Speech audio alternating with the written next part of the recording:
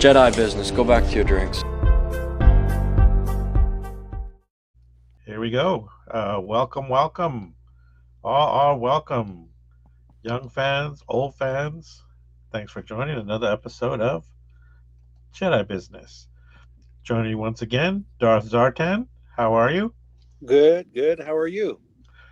I'm doing better. I had a little family issues this past week, but, Right.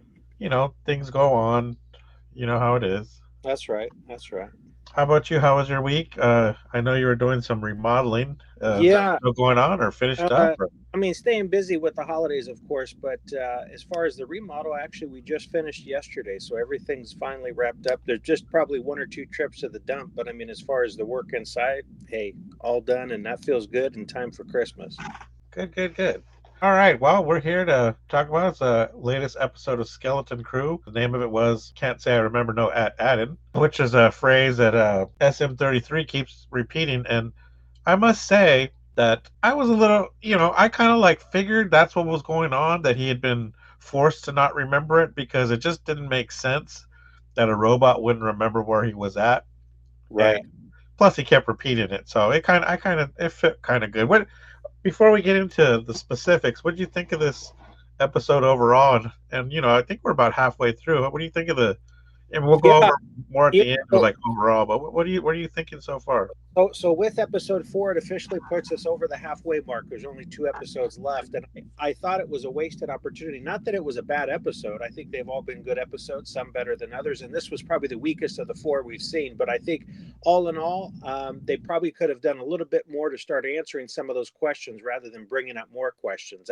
That's my concern. I've seen that with other series on Disney, with both the Marvel and Star Wars. It's like, hey, we got to start wrapping things up. Don't start introducing new things. It's like, especially when you have six episodes to work with, it'd be different if it was a 12 episode arc or something like that. But, um, Do you you think? know, Do you think that they're gonna find home by the end, or is this gonna be something where basically like a Voyager type series where they're constantly trying to find their way home through a well, series? it certainly wouldn't be the same without that, right? So to your point, one, I don't think they're going to reach home by the end of the sixth episode. I think either one, it'll be the launch into, because apparently it's supposed to launch into the Mandalorian movie, which is coming out right down the road. So I don't think we'll see a second season before the movie. So there you go. But the show is either structured to sort of lead into that, and then that's it, or it'll jump into the movie and then it'll come back into probably some kind of because I don't think anybody else really seems to know about the planet. So my guess is why would the movie necessarily resolve any of those questions, right? I mean, there's going to be an adventure with Jude Law's character and the kids, but that doesn't mean anybody else knows where the planet is. So I just have a sneaky suspicion if the series continues, it'll be more adventure for another season or more. One thing you just said, a little missed opportunity. You think is it you're saying that just because they basically opened more questions rather than starting to answer a few? Is that what you're talking about? Yeah. Because I mean, there was certainly enough there, sort of, to make you question, kind of curiosity. Because obviously, it's a planet very similar to Atatin, so there's things that look similar. Then when you see the people, you're like, okay, something obviously happened here. Either they broke in the factions, or again, you're kind of introducing new ideas, new characters, and it's like missed opportunity to move the plot forward. It felt kind of like this was a side trip. Yes, I kind of felt that too. I kind of felt like each episode so far, at least the first three, have definitely propelled the plot forward. From Yeah, taking yeah. off to finding Jod to finding out where at and it definitely felt like I don't want to say a filler episode, but it definitely felt like a side episode, like you're saying. But anyway, let's get into it. It opens up and they think they're coming into at Adin. They're not too sure, but when it starts out, that's what they think. But then they land, and of course Neil's the one saying, "No, this isn't it." But what do you think about the idea that? And again, I brought this up I think last time, in a different with a different complaint, but basically how okay, even on let's just take our world. Even our world, each city is different between each city. I mean, Right. between each country. We definitely don't have like a set style of city all throughout our world, and yet they expect us to believe that at Adam looks similar to Akron. You know, they have the school, they have the tower. You know what I'm saying?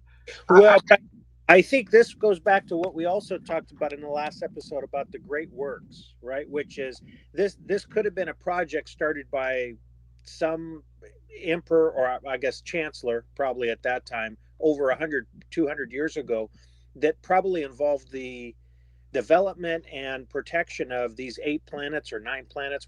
I forget what the number was, but obviously there's just the one that's remaining in the state that it was intended to be in. So that's why I say we probably should have gotten a little more clarity on that, but that didn't happen. But that's kind of what I'm thinking, which is that's the only reason why it would look similar.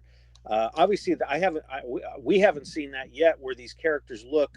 These characters, the ones that were introduced, the rebels or whatever you want to call them, the conflicting parties, they almost seemed to me like kind of taking a page out of some of the old legacy comics. In other words, the look kind of almost seemed like back to the maybe comics from the 90s or something, like legacy stuff with the helmets and the armor that they had, in my opinion. But yeah, uh, yeah, yeah. it obviously is. What did you think of their acting? The reason why I asked is because I was just asking around to people I know, and I'm not going to name names, but one Yeah. of the complaints that they had was they didn't think the acting of the rebels was very good. And what was that accent? Was that French that they were kind of like? It's funny you say that. I thought the same thing as far as the accent, and then another character had a slightly, I thought, different accent, but I thought, yeah, it could be French.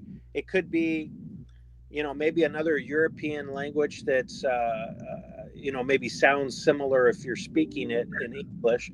But Yeah, I couldn't quite place it myself. the question I had in my head now, apparently, having looked at some things and watched some video in the last week or so since the episode, that apparently that the young gal has been involved in some other stuff, but I didn't recognize any of those characters or actors, I should say. But that's probably more on me. But Yeah, I so didn't either. it's foreign casting. I don't know if that's more of a budgetary decision. Maybe it's cheaper to get people from overseas than work on trying to find people here. I don't know if there's a difference, but just different. Yeah, I mean, I wouldn't say that it was the worst acting, but it wasn't the best acting. Of course, I don't know what they were really asking him to do other than just deliver a few lines and in some cases use props. That was about it. So Yeah, yeah. So as they're leaving the ship, as they land, like I said, Neil says it doesn't look like, and they run off. I think they see a playground. They land at a playground, right, and this next part was I laughed at it. I laugh at every time I see it, but it's just stupid. But it's just funny is when Fern says, "Hey, keep 33, keep John on there," and 33's like initiating baby sequence, and he's like, "Come on, baby, ah, baby." I right. I just thought that was ridiculous, but Well, it just it, cracked it me up. yeah, I agree. I heard that too, and I kind of just said, okay, let's get back to the show. But yeah, you're right. It just seemed kind of odd, right? It didn't seem to fit with a robot that's in a pirate type of a world. Yeah, So yeah, yeah.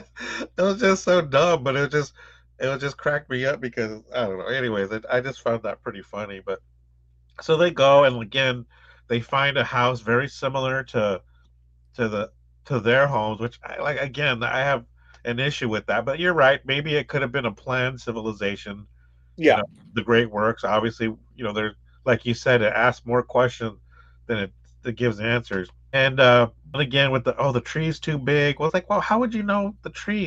Anyways, it goes back to John talking to IG or SM33, and he tells him, well, they're on Akron, and yeah, so that's when it kind of confirms when he once again says, I don't recall no Aden.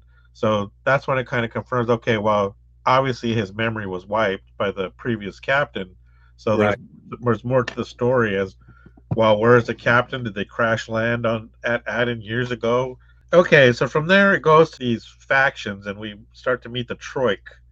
I think that's what they are. The Hatan Right. attacks and the Troik. The girl's name is Haina, I think her I, name is. yeah, I think so. Yeah, And again, I I didn't particularly have a problem with, like you said, it did remind me a little bit more of the old style, the look and everything. Yeah. It seemed to fit pretty good. It wasn't like radically different, and but again, I just had more questions. Okay, they said, or the owl character said last episode that these other planets were destroyed. I'm pretty sure she used that as language, but obviously they weren't destroyed. There's some kind of they fell somehow. There's obviously a war Well, broke out. I think probably, obviously, when you see this episode, it's probably more accurate to say the civilization collapsed, but it's not like the planet was destroyed physically, right? So that's Yeah. kind of what you see here. Just not to forget, but kind of or skip over. But as far as acting, actually, you know who I think certainly of the kids who did the best job, and he's, I was a little suspect of all these characters until the first episode, but is Neil, whoever the actor is. I Oh haven't. yeah, he's killing it, huh? I think he's doing a heck of a job, especially. I don't know if that's partially prosthetics in addition to like special effects or just strictly visual effects, but the kid's doing a good job. I think expressing, conveying emotion and all that stuff. Especially conveying emotion when you're not able to see his face. You know what I'm saying? Right. He's in like you said, whether it's a mask or digital somehow. But yeah, I totally agree with you on that. Because to me it seems a little bit like KB is a little underwhelming.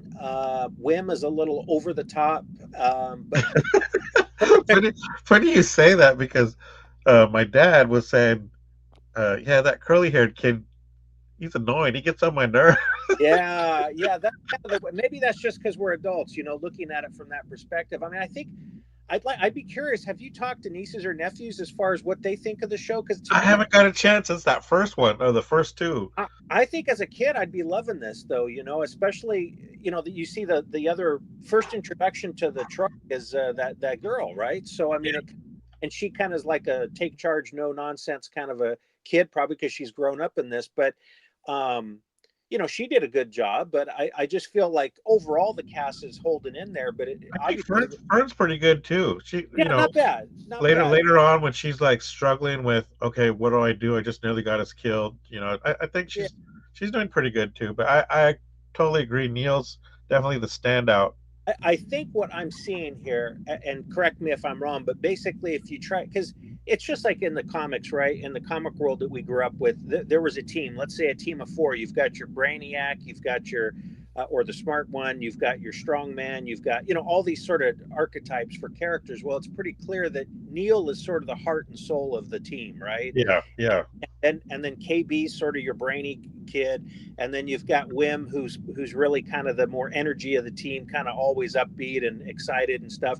And then Neil, not Neil, Fern, who's a little bit more reserved and she has to be sort of the leader of the group. So that's what makes it a well-rounded group. That's why I say as a group they're doing well. But as far as standout actors, I think the kid who's playing Neil is doing the best of the four. So what do you think as far as KB is her visor kind of like is it just a visor or is it kind of like a Geordie type thing where I think at first I thought that, and then I thought, well, maybe I think it was the second episode or something. The way I think she took it off or something. I said, oh, well, maybe obviously she doesn't need it. It's just an accessory. So I thought, well, maybe it is just a visor. But then in this last episode for sure, but I don't remember if in episode 3 I think she's seeing something like a different spectrum, a light spectrum. Yes, exactly. Because there was a moment there. Now, granted, she didn't really. She could have just been sort of frozen, but to me it looked like she was trying to read something like, like some sort of a different light spectrum or something to pick up on what was going on in the distance with. I forget exactly what scene it was, but it caught my attention, and I thought, okay, I think that visor she's wearing is more than just sunglasses. It's got other capabilities. Yeah. But yeah, again, not necessarily where it's like Geordie where she can't see without it, but I don't know. It just seems more than a visor. Yeah, I agree. All right, so then we get back to have them training because on that planet, kids are treated like adults. Hana mentions that there's a fallen sanctum where it might have coordinates to their place. Of course, the leader, I think his name's Strick, says, "Well, you got to lead a battle because they're trying to get their Yopis back, and Yopis those are on Tatooine too, right?" Correct. A slightly different version, but the same species. Yeah, so they lead him in, and that's a nice little scene. And then of course we get Jod showing up. One thing I didn't like, I when Jod's still back on the ship, and the Hatan show up, and he's like, just shoot me." I thought that was funny, but I was hoping it would lead into. I hope we'd get a little bit more between them, but I guess he did what he had to do, paying him off and everything. But still, it might have been interesting to see him Well, dealing with I, them. I think that brings up another question. Do you think that's it? It's a one and done. He just gave him the old Republic credits and then exchanged it for the Opie, or do you think? Because we never saw the exchange, so I'm wondering. That's what I'm saying. Well, Yeah, I'm you're just right. See, wondering. at first I thought it was okay, budgetary reasons to just cut it out, but then, okay, well, wait a minute. This Star Wars TV series have a habit of not showing something and then going back and saying, okay, well, this is what really happened. They did that a lot in It, Acolyte. it almost feels like a retcon, right? But in reality, that's just the way they wrote the plot, I guess, or the script. Yeah. So Yeah, who no, knows I if thought there's that. something more to it? But I think we'll possibly find out more, but it could very well just be because of time constraints. They just said, well, he paid it, and then that was that. But it just seemed a little too easy, right? yeah, exactly. That's exactly it. It's like, okay, maybe it was just shot because, well, does him negotiating with the Hatan really further the plot? Not really, no, but No. because it just seemed cut off so fast. Like, okay, just shoot me. Okay, you know what I'm saying? It's just Well, and it makes me wonder, right? If these guys are the quote unquote bad guys, they probably would have just shot him, taken his money, and still kept the Opie, right? yeah, So, and not only that, but he says something like, when he brings back the Yopies, he says, well, uh, the Hatan told me that my crew had joined their enemy, the Troik. Well, they never actually saw the kids. The Hatan didn't see the kids team up with the Troik. You know what I'm right, saying? So right, how would they know that? I don't know. It just didn't seem to kind of make sense. Like there was more to the story. That's why I was a little annoyed that it just went from there to suddenly he's bringing them back to the group. right. No, I think that's fair. Okay, so then they're headed off to the what would be on their planet, the supervisor's tower, Yeah, and the Sanctum Sanctorium or whatever whatever they call it. And I thought that was kind of cool that they showed, you know, they wouldn't know it because they're not allowed in that tower at their home planet. But I thought that was kind of cool that they had, it leads more into that all these planets were together, some kind of great work type thing, because it had each one in a column with right, with the name of the planet. Like they were doing something together. You know what I'm saying? They right, obviously they had their own thing going in each planet, but there was more to it going on than we're yet realize or going to find out.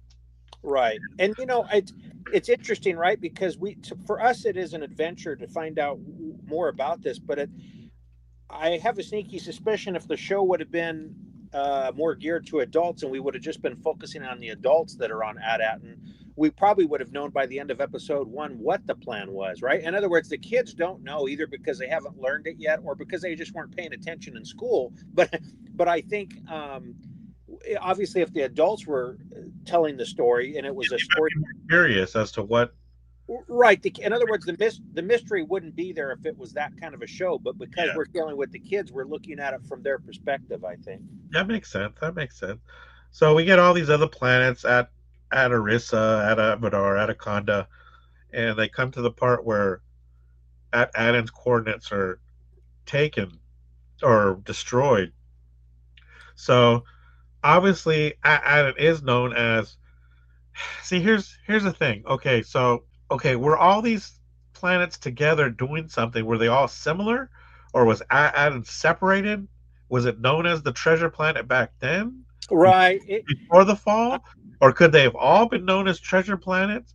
But the thing is, once he's on there, why did he specifically go to Aden, which leads it, to take that coordinate away? Obviously, that means even then it was known as a treasure planet, or was it? You know what I'm No, saying? no, no, no. I thought the exact same thing, especially when I saw it wiped out of the column. I thought one of two things: either they were all engineered that way, and it just happened to be the last one, or I think more likely what it may be is they were all a little bit maybe different, but part of the master plan of what the great works. But I think what happened is someone probably wiped that out in the attempt to try and save that as the last planet. But I think they probably, because if they would have said in the first episode, they treated At-Aten like Atlantis or something, right? The pirates. Yes, They thought like, exactly. oh, that's a treasure planet. Well, if it was that simple, or if it had been spread to all those planets, they would have said, oh, you mean part of the, like in other words. Exactly. So that's why I think it was specifically somehow, maybe it was a printing. I think you mentioned this a few episodes ago.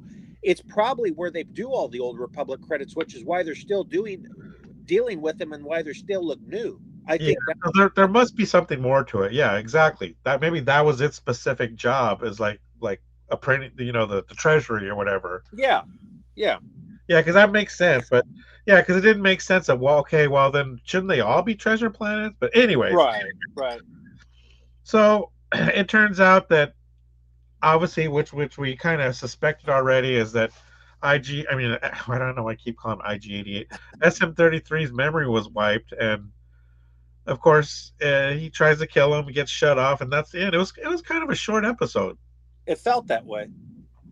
And I thought they could have extended it a few more minutes, but I felt the same way. Kind of like, it feels like it kind of got cut a little bit too short. But I don't know. We'll see what happens in the final two episodes. But I think all in all, we keep moving into territory that's sort of still unknown for us. And again, I don't think we're going to get they're certainly not going to be back home by the last episode, but I hope we get a little more clarity. Maybe in the last 5 minutes of the last episode, they'll say, well, At-Aten, didn't you know it's got this, and this, and that's why it's so important, or whatever. But maybe we'll know that much, but I still don't think they're going to make it home just yet. Alrighty, well, that's like I said, it was a short episode, so I guess we'll wrap it up there. Hey, let me ask you one more thing real quick. Sure. I don't know the name of the little character, the little, I guess for lack of a better word, it's like a rat or a mouse, that the one that lives in the head, right, or the eye of the tree. Do you think, are they using that more like for timing, for comedic or purposes, in a sense, to kind of like, because it seems to come out when the robot seems to want to say something, right? It's like a reminder, hey, don't say that. You're not supposed to say anything about that. Or does it have some kind of a consciousness? Yeah. You think he's the captain? No, just kidding. Well, hey, I don't know, man. Who knows? The show could go in a little different direction, but it just seems odd that it always seems to happen to come out at that time when, the robot's about ready to say something of relevance, I guess. But I thought that too, but I didn't think. I thought what made me more think, because this is because we're dealing with mice at work and they chew the cables. I was thinking, would it make sense that a rat would, a mouse would live in his eye without chewing him up more? You know what I'm saying? So that's yeah, where my mind went, more of a realistic type approach. yeah, right. But you're right, it does seem to be. I don't know. It could be just. I kind of thought they were just doing it for comedic timing, but there could be more to it. You're right. Maybe, and we might not find that out right away either. So hard to say. But real quick before we go, like I said, we're over halfway. How are you feeling so far about the show? And just a real quick.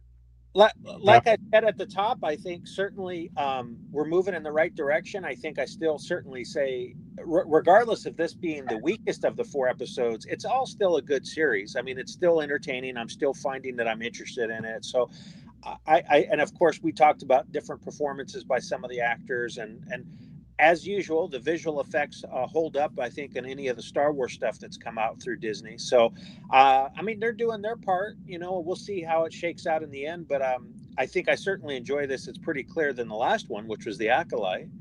If I have to put it into the mix, I mean, still Mandalorian, especially those first 2 seasons, were probably stand out for me as far as what I consider more of a Star Wars feel to it, and really enjoyed it.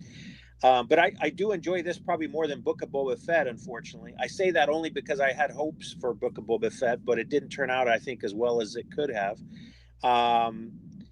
So I would rank it up there. I mean, certainly, if not after The Mandalorian, I guess, which would maybe the one after that.